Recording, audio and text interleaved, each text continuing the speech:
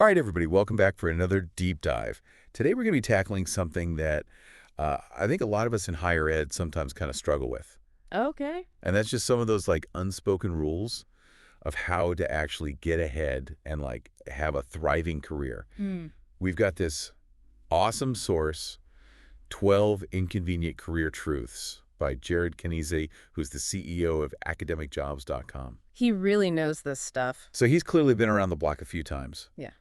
And seen a thing or two about how people succeed and maybe how some people don't quite make it. Right. So what we're going to do today is we're going to dive into these truths and kind of see what we can glean from them. Like, what can we actually apply to our own careers to maybe sidestep some of the pitfalls Okay. That's good. and really, make the most of the awesome opportunities that are out there in higher education. Awesome. So first up, let's tackle this one. And this one's a little bit brutal. Okay. Hard work isn't enough, Oof. Yeah, we hear this all the time. right? Like we're told from the time we're little kids, just work hard and you'll succeed. Right. Work hard. Good things will happen. Yeah, you put in the hours, you'll get the rewards. Mm-hmm. But in academia, it's like there's this extra layer. Yeah, there's definitely something else going on. What do you think's going on there? Well, it's not just about being head down in your office all the time, churning out the work. Right. It's about are you getting your work seen? Are you Yeah. making an impact? Are people noticing the value that you're bringing? So it's like visibility. Yes, exactly. Visibility. An impact. Are you actually moving the needle on something? Mhm. And then telling people about it. Oh, telling people about it. Yes, advocating for yourself. Because otherwise, Yeah. if you're just, toiling away in your little corner of the world. Yeah, you could be the best researcher in the world, but if nobody knows what you're doing, it doesn't matter. it doesn't matter. So how do you make your work more visible? Well, there are tons of things you can do. Are you publishing? Are you getting your research out there? Oh, yeah. Are you presenting at conferences? Are you even just talking about your work in departmental meetings? Yeah. Highlighting your accomplishments in those annual reports? Okay, so it's like being strategic about how you're presenting yourself. Exactly. And using the resources that are already available to you. That makes sense. Okay, so hard work is important, Yes. Very important. but we got to make sure that people know about it. Yes, absolutely. All right, so that's truth number one. Truth number two is a little bit, this one's hard to swallow. Okay, hit me. Loyalty won't pay the bills, Ooh. Yeah, that one's tough. right? Especially in higher ed, where Yeah. people You know. stay at institutions for their entire careers. Right. Decades sometimes. Yeah, it's like this loyalty is almost built into the culture. But Mm-hmm. what is Kanize saying with this truth? I think what he's getting at is, loyalty is important. It really is. Mm-hmm. But it shouldn't come at the expense of your own career goals and your own growth. So it's like you can be loyal to an institution, Yeah, but you also got to be loyal to yourself exactly. and to your own career aspirations. Yeah, and sometimes those things might be in conflict. Well, you might love your institution, but there might be a better opportunity somewhere else. Right, or even a better opportunity within your institution. That you're not getting because Yeah. you're so focused on just being loyal to your little department. Exactly. Yeah, okay, that's a good point. So loyalty is important, but it's not the only thing. Right, it's about finding that balance. Okay, so we've tackled hard work, we've tackled loyalty. Number three is about job titles. Oh, yeah. This one's a little bit, I don't know, funny. I guess Okay. your job title is temporary. So true. We get so caught up in titles, right? Oh, absolutely. Assistant professor, associate professor, full professor, the whole hierarchy. Yeah, we love our titles. But why is it temporary? Well, because things change, institutions change, departments restructure, positions get eliminated, Right. and sometimes you just need to move on to a different opportunity. Okay, so the title itself, Yeah. it's not as important as what? Skills you acquire. The skills. Okay, because those are what stay with you. So it's don't get so hung up on the title Yeah, that you forget to actually build the skills exactly. Focus on what you're learning, what you're capable of doing. because those are transferable. Yes, exactly. They can take you anywhere. So it's like building a toolkit Yes. I love that. A toolkit of skills. that you can then apply to whatever job you end up in. Mm-hmm. And the more diverse your toolkit, the more adaptable you'll be. Okay, Yeah. makes sense. All right, so we've talked about hard work, loyalty, job titles. Mm-hmm. Number four is a little bit spicy. Oh, okay. I'm intrigued. Lay it on me. Your boss isn't always right, Oh, boy. Now that's a truth bomb. right? Like in academia, we're kind of taught to respect authority. Mm-hmm. to defer to the senior faculty. Yeah, you don't want to ruffle any feathers. Yeah. Kinese's saying that sometimes we need to Question things. question things. Yeah, respectfully, of course. Respectfully, of course. But those in charge, they don't have a monopoly on good ideas. Right. And sometimes they can be wrong. So how do you do that? How do you respectfully disagree? Well, first of all, pick your battles. Okay. Don't go to the mat over every little thing.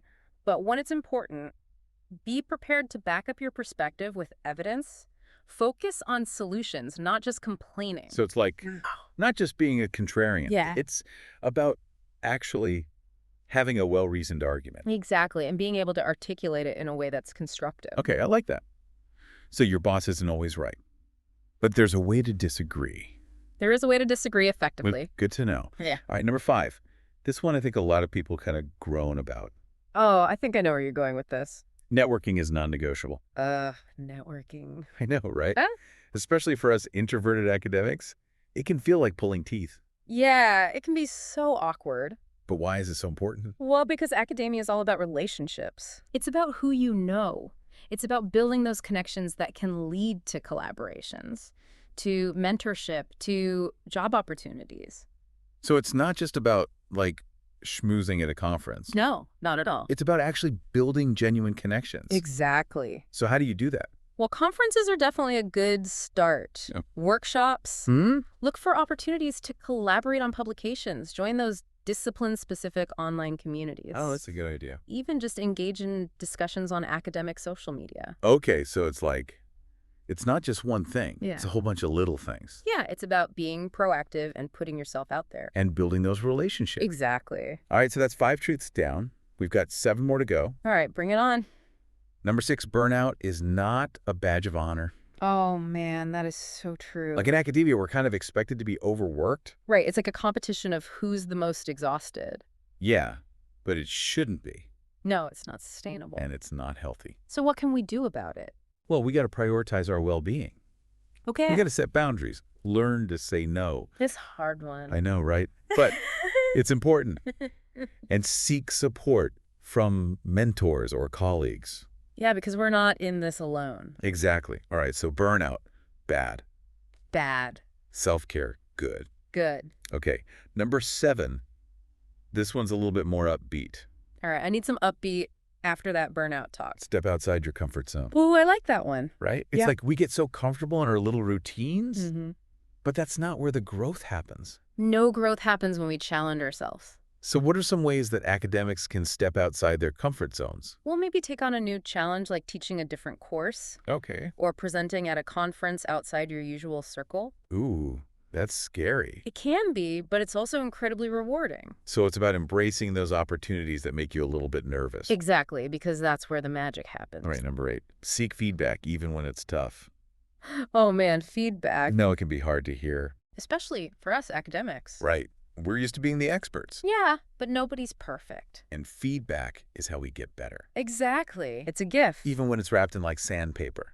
That's a good way to put it. So how do you make the most of feedback?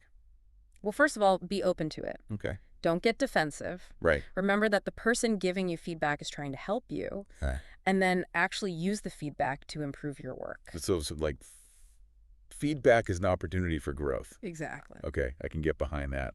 All right, number 9. This one's a little bit of a reality check. Okay, I'm ready. Remember, you're replaceable, but your impact isn't. That's deep. Right? Like, it's easy to think that we're indispensable, but the truth is, the university will go on without us. The show will go on. The show will go on. But Uh-huh. what we do, the impact we make that can last. Yes. Our contributions, our relationships, the lives we touch. So it's like a legacy. It is a legacy. Okay, I like that. Number 10, progress over perfection. Ooh, yes. So important. Especially in academia, where everything has to be perfect. Right. The pressure to publish, the peer review process, it can be paralyzing. But sometimes we just got to get it done. That is better than perfect. Exactly. So it's about making progress, not about being perfect. Celebrating the small wins. And acknowledging that every step forward is a victory. I love that. All right, we're almost there. Number 11, careers aren't linear, This is a good one. right? We're so conditioned to think that there's like a straight path, Yeah. from undergrad to grad school to postdoc to tenure track. Yeah, the traditional academic ladder. But that's not always the case. No, more and more people are forging their own paths. And that's okay. It's more than okay. It's To exciting. embrace the detours, Yeah, the twists and turns. the unexpected opportunities. Because you never know where they might lead. And finally, number 12, Yeah, no one will hand you success. that's the truth right there. Right, like we have to go out and make it happen. We are in control. So this is about taking ownership, being proactive, and pursuing our goals with everything we've got. It's empowering, isn't it? It is. So there you have it, folks. 12 inconvenient career truths that might just change your life. Or at least your career. So what resonated with you most? What one action can you take today to apply these truths to your own journey? And if you're looking for your next opportunity, Put all this wisdom into action. you can check out academicjobs.com They've got tons of great and listings, see all sorts of higher ed positions. local, global, you name it. So go check them out and keep on diving. We'll see you next time.